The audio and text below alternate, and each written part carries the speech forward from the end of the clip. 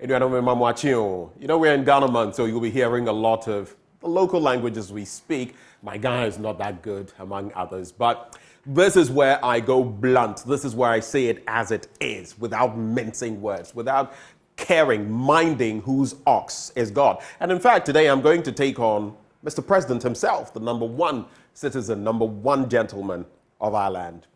I've titled my blunt thoughts today, The LGBTQI plus Challenge and the Glorious Sona Opportunity Missed. Akufo-Addo on the spot. The LGBTQI plus Challenge and the Glorious Sona Opportunity Missed. Akufo-Addo on the spot. In recent times, on the back of some commentary I've made on the LGBTQI, I've actually had one person, some people, a lot of people understand that I am not against the community in any way in terms of wanting any harm to come to them or thinking they are any less human or denigrating them.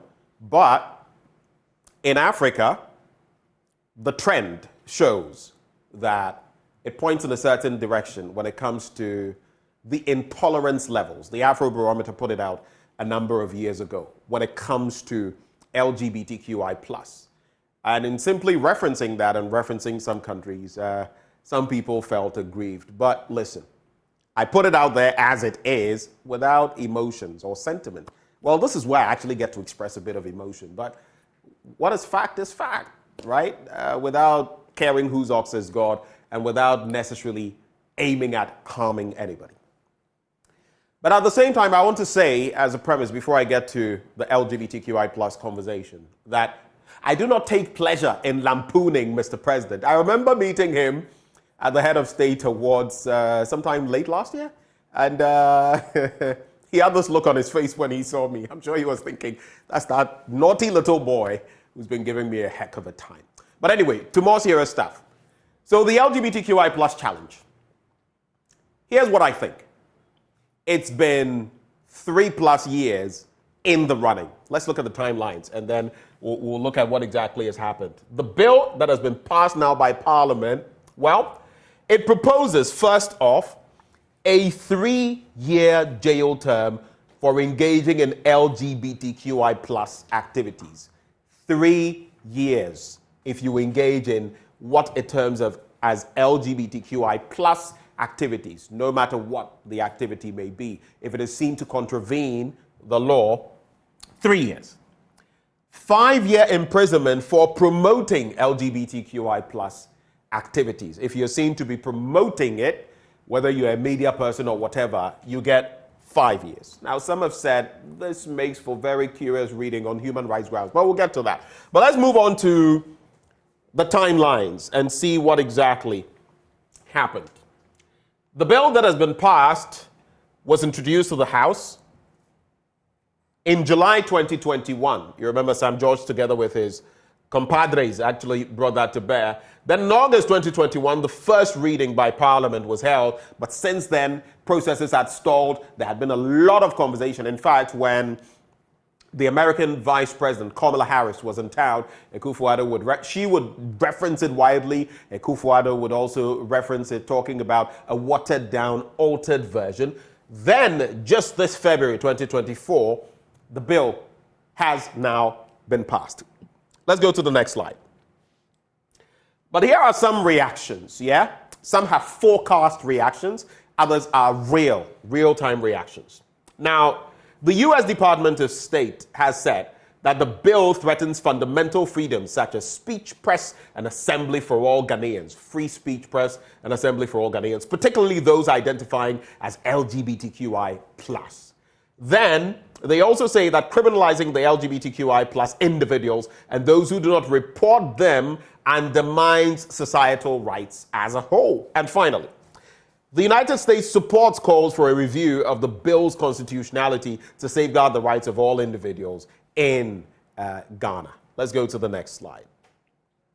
Now, I've actually said, some have even forecast that, look, it could get to the point where the Speaker of Parliament and some officials of Parliament, or all of them, are banned from entering the United States. Now, while I say that we ought to tread cautiously with how this law will be applied in order not to victimize anybody. These are our brothers and sisters. At the same time, I cannot for the life of me understand why, in any case, any institution, any country will want to foist its own beliefs, belief systems, or ideologies on anyone else. I always say that on the back of poverty, stark poverty in Africa, sometimes some things are attached to us that are not attached to other countries. And I know a friend who feels aggrieved by it, but when I speak for one side, I must speak for the other. This will not be done in Saudi Arabia, will it? No, they are well off. They have their own fallbacks when it comes to oil. You can't go there. In fact, when the World Cup was held there, you wouldn't go and tell them that, oh, necessarily we need to drink alcohol. It's a cultural practice, right? So in this instance as well, while I respect everything going on, and as a student of international politics and all of that, sovereignty, where does it end? Because we've lost our financial, economic sovereignty, sometimes we're told on everything what to do. It is not to say that maybe, because things change. In the 2010s, or even before 2010, there was a ruling in the UK about what a man was. You had to have the gonads. You had to have the, the structure of a male anatomy. You had to have certain representative genes and hormones and all of that. It's been a switch. But the fact that some society may feel it has progressed in a certain way does not mean everyone must progress along those lines at the same time. It's not even possible. Not economically, not socially, not culturally. Do you get it? But sometimes when you talk, people mistake it and say, oh, you are aiming at this community. I'm not aiming at any community, here or there. So the UNAIDS group has also said, it highlights that while the bill has not yet become law, its potential enactment would impact everyone in Ghana. That Ghana has a reputation as a stable country upholding the rule of law and its commitment to human rights principles, including equality and non-discrimination. Again, if the bill becomes law, it could fuel fear, hatred, and violence against LGBTQ plus citizens, impede access to essential services, and hinder Ghana's development progress, including efforts to combat HIV/AIDS. But let's just go back to the last slide. I wanted to take a look at something. It has also been shown, you see, when these arguments are made, we must look at all angles, a few angles that we can remember. It has also been shown that in the LGBTQI plus community, scientifically, HIV/AIDS, especially among homosexuals, is more prevalent. If you remember, you take your mind back to the 80s and all of that. There are statistics to back it. I'm not saying it. There are statistics to back it. Now, if the bill becomes law, it would fuel fear, hatred, and violence. There is a point in there. You can't take it away. Even here, efforts to combat HIV/AIDS, there is a point. But I'm saying that the reverse is also true. It has been proven, I believe, even in Ghana's case, that that community has a higher prevalence when it comes to HIV/AIDS. So if you make the point, then you must make it from both angles. Now, it could fuel fear, hatred, and violence. I do agree, but how about how we've been with this already? How many attacks have there been on the LGBTQI plus community? Let's not drive anyone into fear. Let's not treat anyone partially, but realistically. How many of such incidents? We highlight the one or two that happen and the shutdown of some office somewhere. So I'm saying let's be practical with it. Let's not go overboard with any of the applications, right? We shouldn't enjoy throwing people in the can. In fact, our jails are bursting at their seams. I would have wanted to opt for more community service rather than or non-custodial sentences. But be that as it may, if we're going to apply the law, it must be applied with a human face. It must. Now, moving on from there, Rightify Ghana. It says Empower for Better. It's one of those groups. It says it strongly condemns the regressive, they call it regressive legislation, which poses a severe threat to the rights and freedoms of the LGBTQ plus individuals in the country. It also says this legislation disregards democratic principles and human rights enshrined in Ghana's constitution, infringing on fundamental human rights such as freedom of speech, expression, privacy, association, and assembly. Now, this exacerbates the existing inequalities and marginalization of the LGBTQ plus individuals. Next slide. So, has this bill been passed? Is it in effect? Is anything happening now? The answer is no. The president has to give his assent to the bill before it becomes a law. Now, I do realize that there are different sides to this coin. All I'm saying is, let's do what's right, let's apply the law, but let's be human. And let's not victimize people. This is a huge platform, right? I'm reaching out. Don't assume someone is gay, for example, then you start attacking them. Makes no sense. In any case, if we have a law and a bill now, and if it is signed into law by Mr. President, then we must go according to the tenets of the law. In fact, Sam George and the others also made mention of this. So while I'll listen to the Professor Gachakbos and the rest and all the other claims they make, if we're sticking strictly to what we said we would do, there really should be no problems.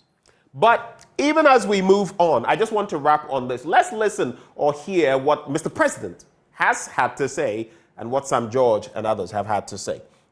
So, Nana Dankwa Akufo-Addo, speaking at the installation of the second Archbishop of the Anglican Church of Ghana on February 27, 2021, said, "I have said this before, and it is not necessarily the same, but linked.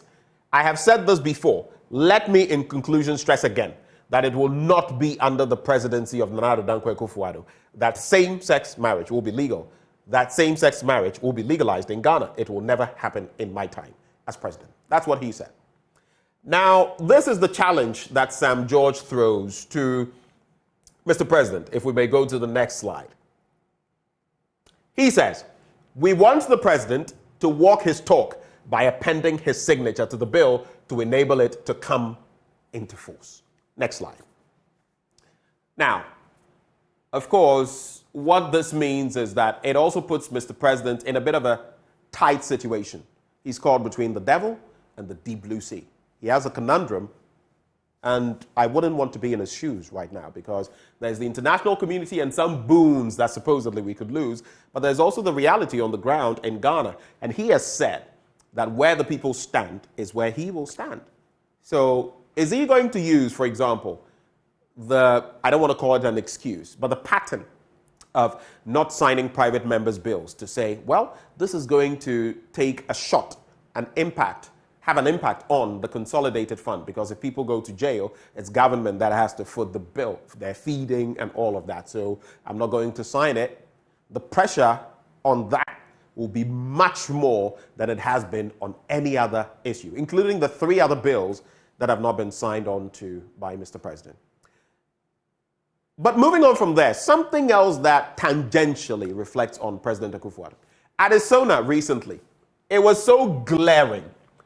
Mr. President either forgot or intentionally failed, whether it was his team or his own intention, to touch on corruption. Corruption, which Akufo-Addo spoke about copiously, vociferously, ferociously in 2015-2016. Absent. Galamsey, he put his presidency on the line and said he would tackle it. Absent. Unemployment, the statistics are staggering. Absent. The Akosombo flood victims, I felt particularly incensed about that. Absent. Even, I believe, when the Apiate thing happened, he spoke about it. Absent. The question is why? Next slide, as I get ready to conclude. And if you look at our final slide, in fact, just taking a quick look at the frequency of keywords used by Mr. President during the Sona. He mentioned the economy 4 times. You'll see a certain pattern, okay? Things where the government is struggling. He mentioned it very few times. Economy, only 4 times. IMF, only 3 times. But then roads, where he's been waxing lyrical, 10 times. Jobs, they are struggling there too, only 6 times. Tax, 6 times. Performance tracker, 5 times. I want to see that tracker. IMF 3, elections 10, security 17, education 19, free SHS 8 times, debt 12 times, digitalization 9 times. But interestingly, corruption, nothing. Unemployment, nothing. Galamsey, nothing. Akosombo flood victims, nothing. I belong to that group that says the president missed a glorious opportunity to reconcile Ghanaians, bring us together. I don't know why. I feel our politicians sometimes think if they confessed to us. Akufo-Addo did it.